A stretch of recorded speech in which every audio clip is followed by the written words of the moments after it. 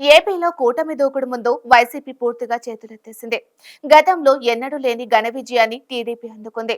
Janasena, BJP తోడు రాగా పసుపు దళం ప్రత్యర్థి పార్టీని పాతాళంలోకి తొక్కేసింది. సైకిల్ స్పీడ్ కు ఫ్యాన్ రెక్కలు విరిగిపడి తుక్కు తుక్కు అయిపోయింది.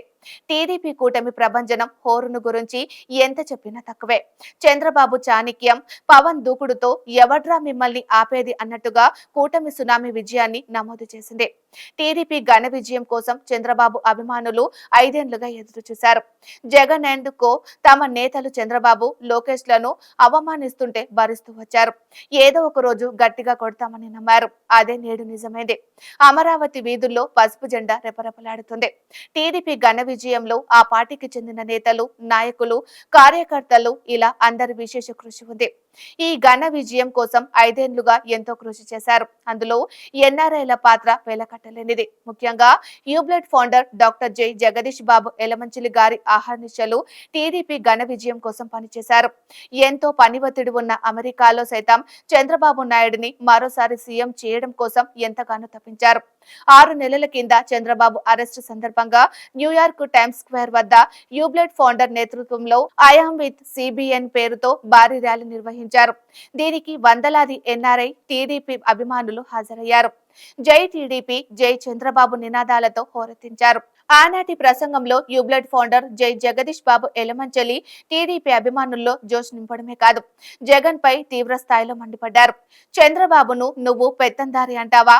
నువ్వా పెత్తందారివి? వీళ్ళా జగన్? నీకు కూర్చుంటే 1,00,000 కోట్లు ఎలా వచ్చాయి? కంపెనీలు పెట్టడానికి కోట్ల రూపాయలు ఎక్కడి నుంచి వచ్చాయి? నీ తాత ఎక్కడి నుంచి వచ్చాడు? అంటూ విరుచుకుపడ్డారు. యుద్ధం మొదలైంది. సైకోను పీకేద్దామంటూ పిలుపునిచ్చారు. చంద్రబాబు కడిగిన ముత్యంలా బయటికొస్తారు అని చెప్పారు.